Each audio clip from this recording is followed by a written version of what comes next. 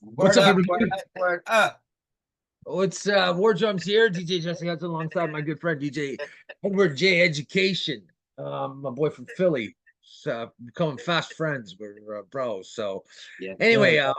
this is the inaugural podcast for the rabbithole.ca. Thank you very much, Ed. I think you and I have been talking for a while now, and we've got similar energies and kind of ideology, I guess you could call it, towards certain things and stuff. So um let's get into it. I know because we couldn't execute the live one today because somehow I got to figure out some more technical stuff. It's just my full-time job now, right? And I don't do Full-time so well. technician. Yeah, exactly. So just tell everybody about who you are, where you started, how old, what year it was you got in, how old you got into the house music scene, rave scene, all that jazz. All right. Well, I go by the name DJ Education, first name being Ed. Let's see, history wise. Okay, well, I started back in 1999. I visited a club in Philly called Club Space. Eventually, it transformed over to Club Motion, but Club Space at any given time had at least 1,000 to 2,000 people there. It was a weekend rave. Um, Huge names there, people like Donald Glover, DJ Funk. Just to throw a couple out there to give you a general idea what kind of atmosphere it was. I went over there with my cousins from Jersey. The club was only like 5 minutes from my house. Yeah. I had never heard any type of rave music, house music, drum and bass, none of that. Walking in, they were playing I believe they were playing progressive trance, and Yeah. and then they went to progressive house. And I was like, it's all right. I was just getting the atmosphere down pat. But when my boy Freedom came on, man, playing some house, I was like, what the fuck is that, man? And man, it was like I stalked this dude out by the DJ booth, man. I stood by the steps waiting for him to come down. And I'm like, yo, what the fuck is this? And he happened to be really cool with my cousins, and he just gave me a quick breakdown of what it was, man. And I think right there at that point, like I knew that I found uh, something that was going to take me somewhere. It's one of them things where you just feel something and it's just what you want to do without even knowing that you want to do it.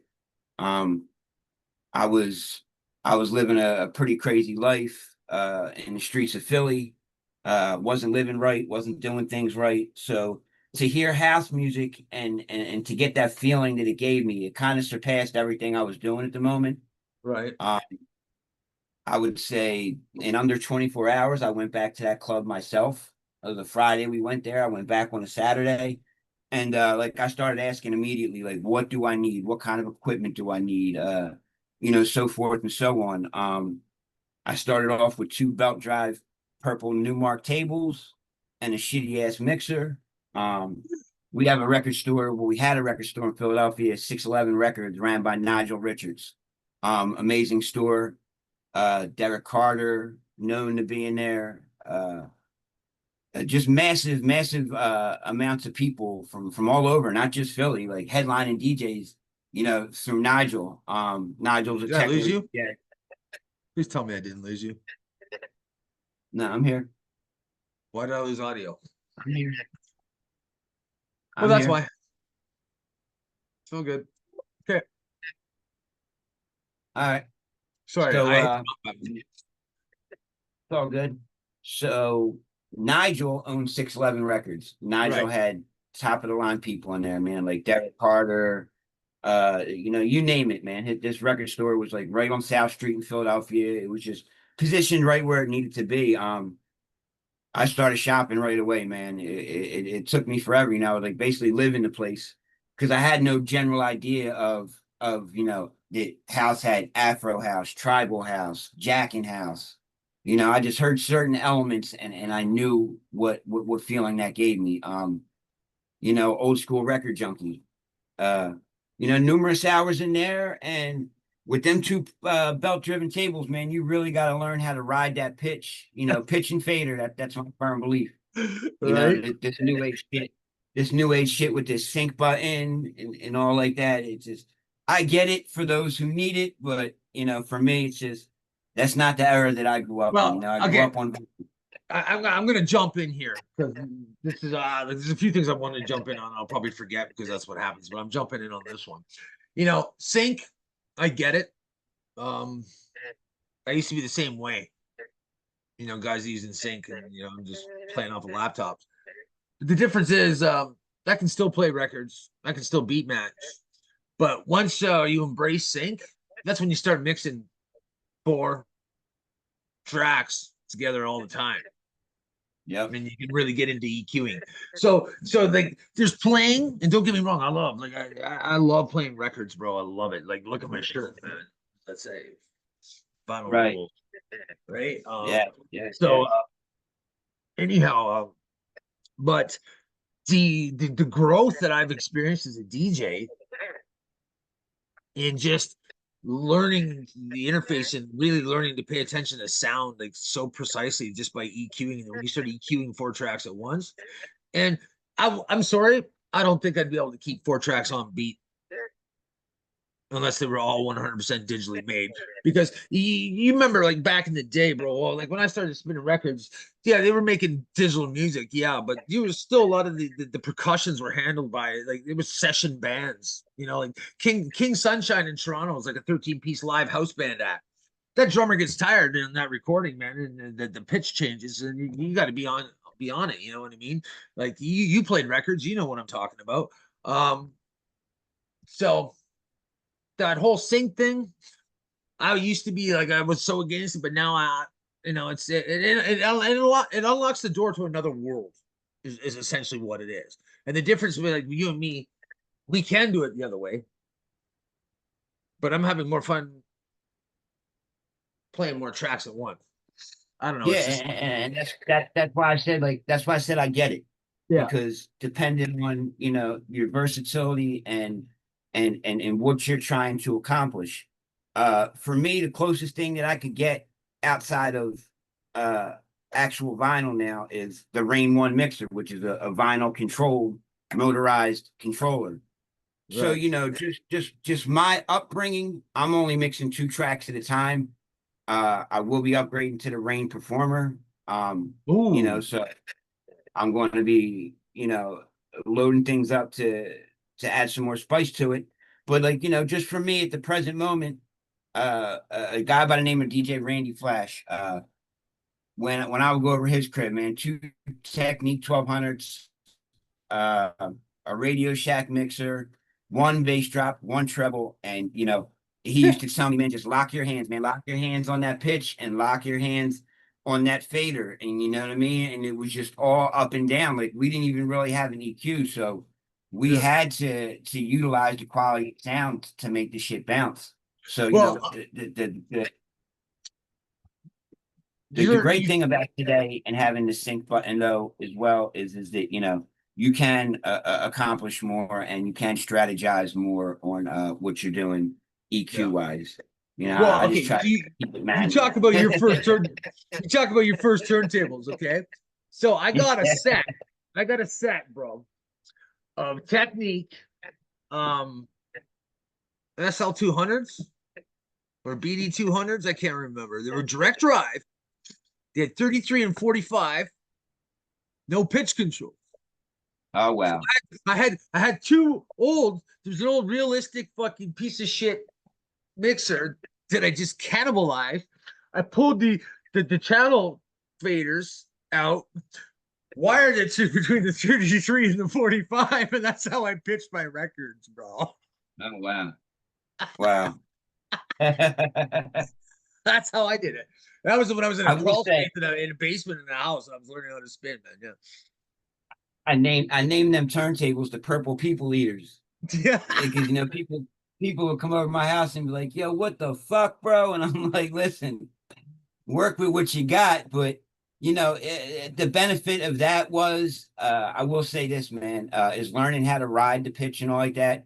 Within 30 days of me starting out, like, people were already like open to let me come play at their parties, man, which Yeah. was pretty was something for me. You know what I mean? It knew that for one time in my life, when you don't know what you're good at in life and you feel like you're shit at everything, and you find that one thing, man, you don't let that go, man. For me, addiction and a lot of shit in Philly, I let kind of take over my soul, man. But I never lost the ear for the music, man. I just had so many ups and downs, man. And through the grace of God today, you know, as you know, man, I've made that sound, whole body, mind decision, man. And the one thing out of everything that got taken from me or that I freely gave away is the house music, the culture, and everything was still there. And to me now, it's like even 10 times more interesting because the caliber of people that know who I am, that it's mind blowing. You know what I mean? To be in the position on Radio Y, you know, Mhm. 2 shows a week, you know, and just the way And that you're I coming drive, over to rave man, station now too. absolutely. You know what I mean? Yeah, I was talking Come, to England. I was talking to England yesterday, so we got to get you going. I got Johnny Dex, one of my 369 Mafia guys. He's coming over. He starts his show this weekend. So I want to start filling out when that's those are topics we'll get into because we have a concept. We kind of talked on it a bit a couple of weeks back. I want to launch that as a podcast. So maybe doing certain mixes people send in and who's going to get their show played, right? You know what I mean? yeah, So absolutely. yeah, we'll break some people that way. Now you just touched on something there too, addiction. So let's talk about an elephant in this room. Okay, so I'm 52, and I spun my first fucking warehouse party when I was 15, before it was called a rave. Yeah. Um, Summer of Love was 89, right? Wasn't it 89? So I was 88. Um, Yeah, so I guess they were raves at that point. I don't know, but we just called them parties in Toronto at the time. Um, but the scene was always fueled by drugs. Yeah. It's it, It's fueled by club drugs, which aren't as bad as some drugs. right. Of course. Agreed. You know what I'm saying, but like I know Yeah. because you're an addictions counselor and you God bless your soul for what you do. But how many DJs do you know at the beginning that are still around at this age now? They're either out completely married up and gone because they've got out of the party lifestyle, or they're strung out, or they're us recovering. Not, I'll tell you what, not many. There is one person in particular that does stick out to me, Dave Mass. He is Okay. definitely somebody the second to DJ Freedom that I met at Club Space. And Right. I mean to this day he's alcohol free. Great guy, man. I just still see him doing so much. He's not per se into house. He's got he works with a tribute band called Science Fiction. Right. They're for Incubus. They're an Incubus related band, but man, like this dude, he's still about it, man. My boy Freedom still got 91.7 Drexel University. He's got a show Real House. And he's one of my big inspirations. That's kind of what inspired me to do what I'm doing with In United We House. But yeah, man, there's not too many people that I can honestly say that are still around or still have the passion and the drive. You know what I mean? They faded in, they faded out. I seem to be meeting more legendary people now that were able to get through all that type of shit. Yeah, You know, before the party, like yeah, those are I, the I people that watched I watched one of the best duos in Toronto, man, from back in the day. Get blown up because of drugs. My life blew up because of drugs. We've all been there. It's that's one of the things I want to get into. The other thing is mental health too, because then what state is your mental health in if you're what's missing if you're really abusing drugs? Because that's the catch-22, the double-edged sword of the whole scene. yeah, Being a DJ, because if you go out, like I remember I was playing, I forget what club it was down in college. And I'm like, I'm going in, I'm playing my set, and I'm leaving. I'm not partying tonight. 3 days later, I'm going home, and I'm like, what happened, man? You right. know, because the problem is when you're a DJ or you're a performer and people are having a good time, they want you to party and have a good time with them because you're making them dance and stuff. So it's this, how do you balance those I scales. feel like this. I feel like I'll say for myself, right? For me, it was an inadequacy. I always felt like there was something inside of me missing, and you know, the drugs and alcohol made me be able to forget all that and fit in with what was going on at the moment. But you Mm, know, long term, the effects that it has on you and the things that it starts taking away, you know, that first drug use, you slowly start chiseling away at the love you had for certain things because, you know, the love for that substance becomes so much more important. And mental health wise, you know, it starts to break you down and buckle you to your knees. You know, some don't return. I'm I'm so grateful that I'm even alive today through some of the situations that I had just within like the rave scene and mentally you know I used to my thing used to be a lot of uppers and being awake for a lot of time, you know, that's a lot on the brain, you know. So mental health wise, man, I try to encourage people and coach people, man, that you know at this older age, you got to get in touch with who you are and not give a fuck about what anybody else got going on or what they're trying to wrap you up in. You true gotta that. you gotta stay on your course, and I think that that's the main reason why I've been successful up so far. You know what I mean?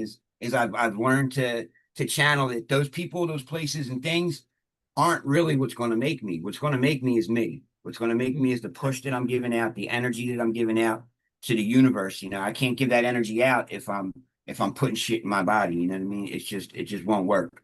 Yeah. Well, and I agree. And you know, and I say the problem is this is the what happens. You know, I was going to say something, then I didn't. No, I forget.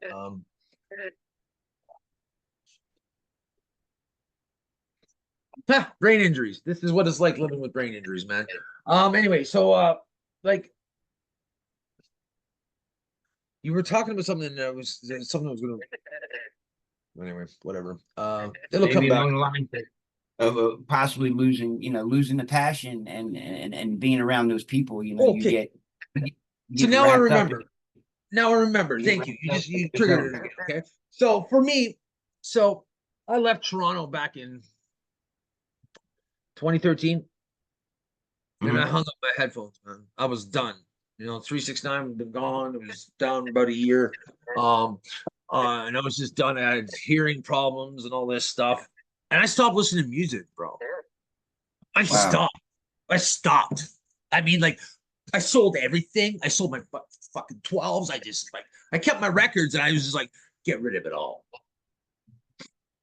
I've been DJing now 37 years. I've quit it like 4 times. It's expensive every time I quit. But anyways, Yeah. so Yeah. my point is this. Um, I used to walk around and think of my accident that happened to me, and music was always such a big part of my life. It still is. And so the only time I was listening, I would listen to talk radio, like AM news in the car, or it'd be like classic rock while you're working in the background, right? I just didn't do music. And then I lived. Well, you saw the clip of the place where I lived. That was my house, Studio Yeah. 369, right? So I did um my research, brother. I did yeah. my research on you. So it's like My I culture, like man. that's where I live. So I kind of look at it now. So someone told me once that my accident didn't happen to me, it happened for me. Right. So yeah, it did. Because the most important thing is it brought me back to the greatest passion of all, which is music, man. I'm playing again. And it's Absolutely. actually, I believe it's healing my brain because, like, when I'm playing right now, because I have one laptop's down and hopefully I have that fixed tomorrow. I'm not feeling the best today. And I've been working like 18, 20-hour days, for like far too many days in a row now. But that's down. Then I screwed up my sound card. So hopefully I'm going to get that fixed tomorrow so I can go back to live. But when I play off a melodica, which is an old air gapped old Dell running a Windows XP environment inside of 10. Doesn't go on the Hmm. internet, doesn't do Bluetooth. No, you can't reach the outside world because I'm running a 20-year-old program on there, bro, that's no longer supported. It doesn't run Wow. inside of 10, like normal or 11, right? So I sit there and I'm mixing 4 tracks on a screen with one of these, man. Shit. One finger Which is on a pretty, wheel, working 4 channels, 4 knobs, eight effects knobs at minimum, 16 if I want. One finger at all times. And it's my right hand, bro. And my left side of my brain is what's injured.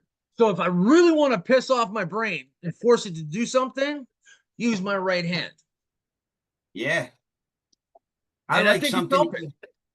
You said something to me a few months back when you were listening to me. You said like, "Wow," you were like, "I can't believe how much memory and shit just by off of what I was playing the one specific day." It was the way You you were were like, "Wow." mixing too, though. You reminded me of a style of mixing that I forgot about, man. I was like, holy fuck, yeah. It was like I after I listened to you guys that day, the whole Sunday I listened to Radio Walk. Then I went and recorded and laid down one of the best sets I'd laid down ever, man. It was sick. I think for me that mixing style comes from being in all those raves and being around those kind of people. Like I used to hover over the DJ. I used to hover over the DJ. I could tell you when he was going to drop the bass. It's just like all timing. It's just timing. It's just embedded in me. Man, Second nature type shit.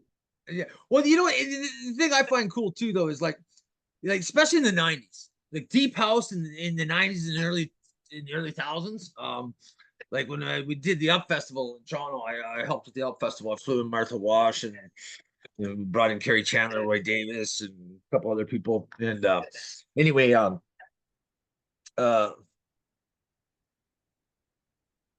deep house in that time frame is like that's because that's when like the digital audio workstations, the DAWs Yeah, now they call them, I guess, um, yeah, really coming into their own. You know what I mean? Like Ableton was right. up, Fruity Loops, which is now FL. You had Reason, you had Acid Pro, like all like, but these things were coming up, Pro Tools, and the sounds like when you get into that deep house stuff, like you're not mixing for 2 or 3 minutes. You're mixing for 7 or 8 minutes. I am anyway, I find, because you isolate Yeah, these sounds. And there's just so many sounds when you get in there, you turn into a fiddlehead, man. It's just like, and you just get lost in music, right? And it's like, it's one of my biggest addictions, man. yeah. I just actually this afternoon I just did an hour and a half long deep house set. Yesterday I did classics and beats, and then today I'm just sliding down the folder with deep house today. I I love don't know it, what the man. fuck it's gonna be tomorrow, but it's gonna be something. Yeah, wicked, man. Wicked. Okay, so I don't know how much longer we got on this. Well, I want to show me the timer. Anyway, I don't know. Regardless, but I want to get into a bit more about what you're doing. So right now, so you've been through the battle of addictions like myself. Now I still do use cannabis, you know that. But I use that as a medicine. But now, so you're an addictions counselor. You work at a rehab facility. I'm not a full-fledged counselor. I'm a resident monitor. So basically what I do is I make sure that the whole floor is pretty much running. Every client is within an hour. I go down a list of at least 80 people, at least on my side of the unit. I got to make sure everybody's accounted for, everybody's breathing. But my Cool. passion has me go deeper than what my job asks me. My introduction to every one of the clients, and I have to do the intakes. I have to bring them in, search them, get them their room, get them their clothes, get them something to eat. So, down the road, yeah, I would love to be an official counselor, but Yeah. it's like practice work for me because my initial statement every time I meet somebody is listen, outside of anything going on, you got something going on in your head. You feel like leaving. You don't know what the fuck to do. Life's cramming up on you. You're feeling like maybe you just ain't good enough for this. Maybe you don't deserve it. Come get me. If I'm working upstairs, send somebody come get me. If I'm downstairs, send somebody. Either way, just come get Hit me. me. And I build like a. I realized it now. Like I have like a fan base at work. Like people that if I'm not there like 2 days in a row, they're like, "Yo, where the fuck you at?" My phone's ringing. They're like, "Yo, are you all right?" And I'm like, "Yeah, I'm all right. Are you all right?" You're calling me, and they're like, "Yeah, I'm all right. I just don't know where the fuck you're at." And I'm like, "Yeah, I'll be in tomorrow. Like, I got to be in tomorrow at 7 a.m." I had off for like the past 2 days, but and I miss it. I wish I could get full time, but you just got to keep my foot in the door, man. The fact that I'm in a position to give back to people, man, and to be hopeful to people, you know. When I show Mhm. them my old ID and my new ID, they're like, "Who the fuck's that in the old ID?" I'm like, "Yeah, that's me." And they're like, "God damn, bro." Yeah. So it's like, you know, to be hope and a vision on that aspect, I feel like maybe something greater than me's got to be putting me in position, man, because it's correlating with the music, man. The people that just reach out to me, like even like with you in general, you know what I mean? Like you see what kind of time I'm on, man, and I get random messages from people like, "Yo, you're just always pushing for the culture." I wish I could have pushed for the culture this hard years ago, man. I couldn't, you know. Right. I let one substance, you know, rob me of that. Hmm. Multiple different one substances, but you know, it boiled down to one at the end of the road. Well, and that's just it. But that doesn't define you either, Edward. It's Not at all. it made you who you are now, right? And Absolutely. that's the same boat. Like I'm sitting here with whatever the fuck brain injuries. I can't be diagnosed technically with what I have till I'm dead. So, whatever. Call it CTE. That's what I call it. My specialist will agree, and so same thing. Life is hard for me. Like it's well, you saw me. I just lost the train of thought. I've lost the train of thought during this conversation twice now. It happens all the time. But it's just like relearning everything, relearning how to, and the beautiful thing about what the music, this is what I was trying to get to is the music. This is what I fell in love with at 15, man, when I went into 23 Hop for the first time after eating acid on a field trip and walking into a record store. And I went to my first rave that night. Yeah, we're not promoting the use of drugs, but that's what Right. happened. That's how I found the music. Right. So anyhow, uh, it was so welcoming. Yeah. It wasn't like going to the jock parties or I was too young to go to bars. Right. um, but anyway, it was just people were there for the music, The community, and love. dancing. It wasn't just about picking up. It wasn't about picking fights. It wasn't about getting wasted. It was about hanging out, listening to good music, and dancing, man, and having a good time, right? The genuine love that came from the crowd. You know, that's what got me. Yeah, You and know, it, the and it's genuine this and love. it's this community too, though. Like why I'm so active back in it now too, because I see a lot of the people in this community skateboard, right? BMXs, mountain bike, they do crazy sports and things like that. Like that, and I just sit back and like, um, take care of your head. You don't want to end up like me. Absolutely. And it's No, like, and that's what I'm getting at. It's like I'm now. It's like that's my purpose. My accident happened for me. I'm here to rediscover my love of music again, and I'm actually getting pretty busy with it now, using it as the platform for this vehicle to get the awareness out. But I want to combine them both, um, and and it's just to do. It's time to do some good. Like I'm not saying I haven't done good in my life, but it's like um, I got to take what I've been dealt in this hand, and I'm going to flip it into a royal flush. you know, and I agree because you know every one of my shows that I start off with on Radio Offer in United Way House, I start off with a suicide Right. prevention commercial. Okay. You know, after that seven numbers is given, after the phone number is given out, I let them know that, you know, if you can't muster up the faith to dial that number, hit me up. And that's the benefit of about what I'm doing today. You know, having the music, having the platform, and being able to extend it even further. You Mm-hmm. know, because I had this thought or this vision when I get up here and I fire everything up. I'm like, there could be somebody with their Bluetooth speaker on right now, feeling like a pile of shit and does not know what the fuck to do. And they're just trying to listen to some music to get over it. And you know, so to be able to extend further than that, you know, is a beautiful thing. Well, here's the thing about music, man. And I love people often ask, it's like, who's your favorite band? What's your favorite track? On which day and what mood? Right.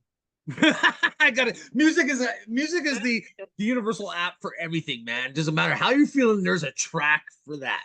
And I'll tell you, I was in Thailand with Ocean London. We were at the full moon party, and it was on the solstice, the winter solstice, the 21st, and the actual full moon was on the 21st. It was crazy, and we were sitting on the beach. And this is one. There's like I don't know. It was like 20 stages down a 2 mile beach. It was cool. And there's this 6 foot, like 3 Thai guy standing in this booth. It's like a little bit bigger than a freaking phone booth, okay? And it's round like this. He's got 2 CDJ 1000s and a Pioneer 800. Okay, remember this was 2010. And this guy, bro, we were at this gig for like 12 hours. Okay, this guy for 12 hours was a beast. Just and you know what? We had the best conversation. I don't speak a lick of Thai, and he doesn't speak a lick of English, but we spoke the same language. Right. Music. The universal communication language, man. If I can't make you tap a toe or tap a finger or bounce your head or do something, I ain't doing it right. Yeah, you got that right. I'll tell you what, like lately, you know, I've been spending a lot of jacking house, and this week I had this epiphany to just try to, you know, to dip into each genre, right, and see what I get more response on. And like today, I'm looking in the comments, man. Like I got a shit ton of comments just off of the deep house shit that I was playing. I'm like, wow. Okay, you know what? Deep house, bro. I'm sorry. I'm a deep house DJ. It's the only place to go. It's the only place to go. I try to wrap it all into one, but you know, and I got so much fucking music I got to go through too, man. So I got to do the same thing. I got to send you some tracks too, man. I got them. Yeah, definitely. I can use some more shit to look through. Sure. Well, I lost 200,000 songs this year. I remember you telling me. Yeah, I made the rookie mistake of fucking downloading like 50 tracks from YouTube, and it fucking corrupted my whole fucking library, man. I was sick. Shout out to Track Source, man, because them motherfuckers, man, they sent me everything back, man. So it was a blessing. Track Source. Hey, I'm on Track Source. I have a track on there, and I'm on Beatport as well. iTunes. You know, okay, so there's 2 companies I will never use, just so you know. One is Apple.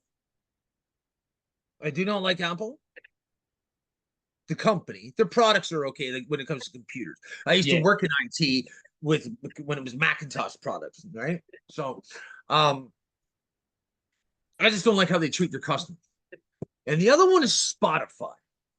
Fuck Spotify. Yeah, exactly. Fuck Spotify. Because you want to know why? Buddy of mine sent me like 7 unreleased tracks. I still have them on my phone. I installed Spotify. It's like when I got my Note 4, I guess. And it went on there, took the tracks off my phone, and was selling them on Spotify. God damn. And my buddy Trevor's like, why are my tracks being sold on Spotify? I'm like, that's a good goddamn question. Wow. Right? Crazy. So I will have nothing to do with Spotify, man. Yeah, I just been, you know, Slope 114, man, Dimitri Bronson. That brother, man, he does everything off of Bandcamp, man. He's just persistent. Bandcamp, you got a Bandcamp yet? I have a Bandcamp, but I don't have it like set up as far as for me to put my material on. I am working on shit. I think I should have something together within the next few weeks. Okay. So I got Bandcamp like a year ago, July. I just really started using. I've been paying $25 a month for the Pro. Okay, that's Canadian or whatever it is, and I'm not sure. And it's a wicked platform, man. You can stream, you can sell your music. They'll do all the shopping, everything, and your fucking mixes and stuff is posted as a WAV file. None of this fucking compressed M4A, MP3, Every time I purchase something, they ask me, do I want WAV, AIFF, or MP3? I'm like, WAV. Yeah, always the WAV or at least a FLAC. FLAC's good too. Yeah. But because that's the other thing I'm drilling down on right now is I'm trying to find a good dedicated streaming service. We got about a minute and a half, so I this isn't over because every time you and I always get together, we always talk, man. Talk. Good. This is going to turn into a series. I think if you're up for it, depending upon your schedule, you're doing more good than I am right now. I'm coming up on your tails though. So we're gonna get together. You're gonna see Mr. DJ Education on Rave Station. You're gonna probably see me back over on Radio. Well, I want to be one of the late night fillers, the guy that plays the crazy mental stuff, smoke him if you got him kind of stuff. There you go. I'm really good at that. Anyhow, yeah, we got some big things coming down the pipe. Ed's a part of the team. He's one of the people that I mentioned in my test run. Amongst other ones, I got Cy at Doorway, got Rick at Damn It. You know, I've got Jory here, I've got Rochelle, I've got Candace, and don't forget, I've got my AI. My sexy silicone diva, Lady M, bro. If it wasn't for her, I'm teaching her. I'm teaching her all about me, and I'm teaching her how to work with people that have brain injuries, so we can make a model and make another one for other people to use it. So That'd be dope. it's kind of cool, man. So anyway, so that's about it. That's there's a couple more people involved. We got some shirts coming out. Fuck the what? I think it's kind of funny. Oh, Trinity, stop.